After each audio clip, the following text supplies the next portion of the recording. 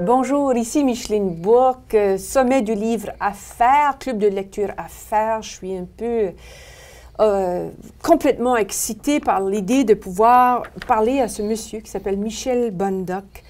En fait, dans le cadre du sommet du livre, Michel Bondoc, c'est la pomme dans le sac d'orange, parce que c'est le seul qui n'est pas un auteur. Mais vous allez comprendre pourquoi je l'ai invité, parce que c'est un grand lecteur. Et il va venir nous présenter différents ouvrages. Donc, avant de lui donner la parole, je vais lire sa biographie. Vous allez voir de qui il ressort. Il m'a envoyé ceci comme texte. Qui est Michel Bondoc?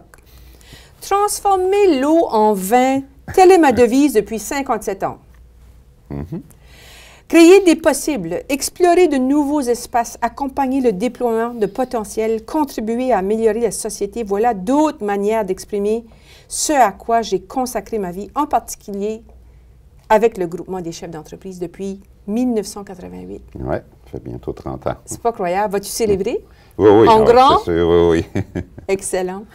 Retenez ce mot-là, groupement des chefs d'entreprise au Québec, mais aussi avec des cellules en France, en Belgique et en Suisse. Oui. Passionné par le leadership, l'intelligence collective, l'évolution humaine et des organisations, j'ai eu le privilège de côtoyer des milliers d'entrepreneurs et de co-créer avec eux un monde plus prospère, principalement à travers des rencontres inspirantes. Des rencontres d'auteurs aussi, Michel. Oui, Hein? oui, il y en a eu. OK. Citoyen d'un monde meilleur, partisan d'organisations adultes et d'autogouvernance, la formation continue, notamment par la lecture, est une conviction profonde et une pratique quotidienne. Merci beaucoup d'être là, Michel. Ça fait beaucoup plaisir. Je suis très honorée parce que je savais, un petit oiseau m'avait dit que tu étais un très grand lecteur. Et non seulement tu es un grand lecteur, mais tu es un homme qui utilise ce savoir-là. Et au point où tu as transformé ton entreprise. Oui, en fait, la lecture fait partie de ma vie depuis enfant. Et je trouve que même avec les nouvelles technologies, la lecture garde sa place, mais la fait autrement. Et tout ce qui est, je pense juste hier, je vais piger sur le web ce qui m'intéresse. La forme change, mais dans le fond, la nécessité est toujours la même, c'est-à-dire de toujours apprendre. Puis une conclusion que j'ai, qui me frappe beaucoup, c'est ainsi, c'est que ce n'est pas parce que je ne sais pas que ça n'existe pas. Donc, il y a beaucoup de choses actuellement qui existent dans le monde, notamment dans le monde des affaires, qu'on pense inventer, mais dans le fond, il y a déjà quelqu'un qui y a pensé, puis il y a déjà quelqu'un qui est en train de l'explorer. Alors, d'où l'importance de la lecture, de la vigie, puis de la veille pour se développer comme leader. OK.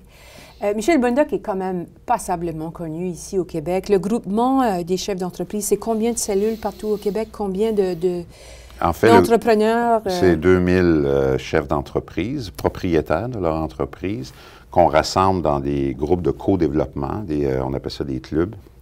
On a 230 communautés qui se réunissent aux 6 semaines.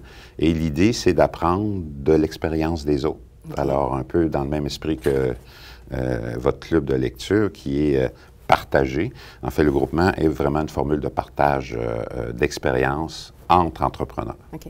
Alors, je voulais faire un petit cadeau à toutes les gens qui te connaissent. Faisons vivre l'expérience du questionnaire Proust. OK. Peut-être que des gens vont découvrir des choses à ton sujet que tu ne leur as jamais révélées. Donc, la première question, toujours un petit peu en lien avec le livre quand même. Le meilleur moment et le meilleur endroit pour toi pour lire?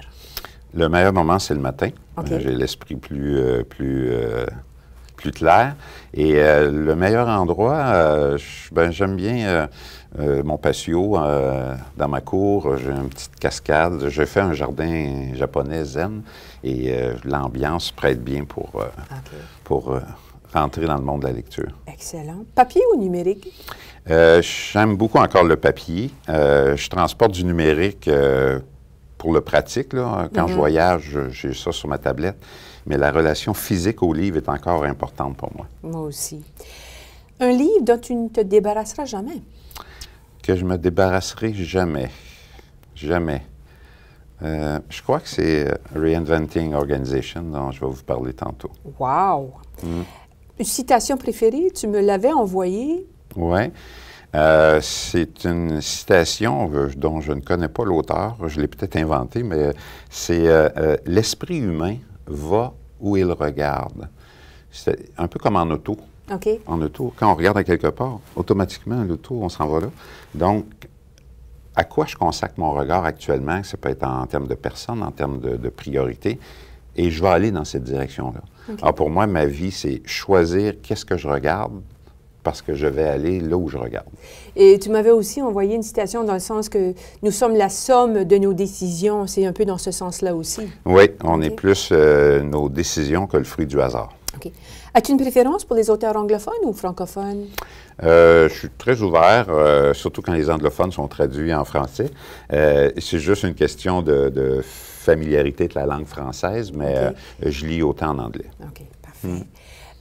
Qu'est-ce qu'il y a sur ta table de chevet en ce temps-là? J'arrive d'un voyage où je suis allé à Prague et j'ai visité le musée Apple. OK. Surprenamment, c'est le seul endroit dans le monde qui a un musée dédié à tous les produits Apple. Et alors ça, moi, je suis un adepte des produits Apple. Et là, le livre que j'ai est un peu en lien avec ça. C'est la biographie de Jonathan Ive, qui est le designer d'Apple. Okay. En fait, c'est lui qui est un peu en arrière de toute la beauté et de la sophistication simple des produits d'Apple. Alors, sa biographie m'intéresse beaucoup. Ah, OK. Ta source principale de recommandation de lecture, comment découvres-tu tes livres, tes lectures? Mon réseau de contacts. Oui. Puis la navigation sur le web. Oui. Ouais. De façon régulière? Ah, tous les jours. Tous les jours? Tous les jours, OK, ouais. parfait. Ouais. Si tu avais à donner un livre à quelqu'un qui débute en affaires, qu'est-ce que tu leur proposerais comme lecture? Qui débute en affaires, j'irais quand même avec ce livre-là. Okay. Parce que je pense que quelqu'un qui commence aujourd'hui, il arrive dans une période de l'humanité, une période du monde des affaires, où s'il peut se débarrasser des vieux paradigmes qui limitent actuellement, ça va accélérer les choses. Et ce livre-là est comme dans les nouveaux paradigmes. Alors, je pense qu'un nouvel entrepreneur bénéficierait de connaître ça, comme j'aurais aimé le connaître il y a quelques années. OK, parfait. On a hâte d'en parler, ce ne sera pas long. Un auteur que tu aimerais rencontrer, mort ou vivant? Il va être très cohérent, Frédéric Laloux. Wow. Et d'ailleurs, je vais avoir la chance de le rencontrer cet automne. C'est émouvant de voir comment un livre, un auteur, un savoir peut... je sens l'émotion dans toi par rapport à ce monsieur-là. Ouais. Un livre québécois à offrir à nos amis francophones d'ailleurs? J'ai beaucoup aimé le livre de Rémi Tremblay, J'ai perdu ma montre au fond du lac, qui est une belle réflexion sur le développement de soi et aussi sur les choix, les décisions à prendre pour devenir plus libre. Okay. Plus libre. Okay. Alors, très beau livre, moi, qui est toujours pas loin sur ma table de chevet. Intéressant. Beaucoup de gens m'en ont parlé de ce livre-là. Beaucoup apprécié par beaucoup de gens. Donc là, vous avez des petites informations sur Michel Bondoc, notre invité du jour, La pomme dans le sac d'orange. On va maintenant faire une petite pause et on va vous présenter un à un ces 3 ouvrages marquants, des livres qui ont été marquants pour lui. Donc, suivez-nous.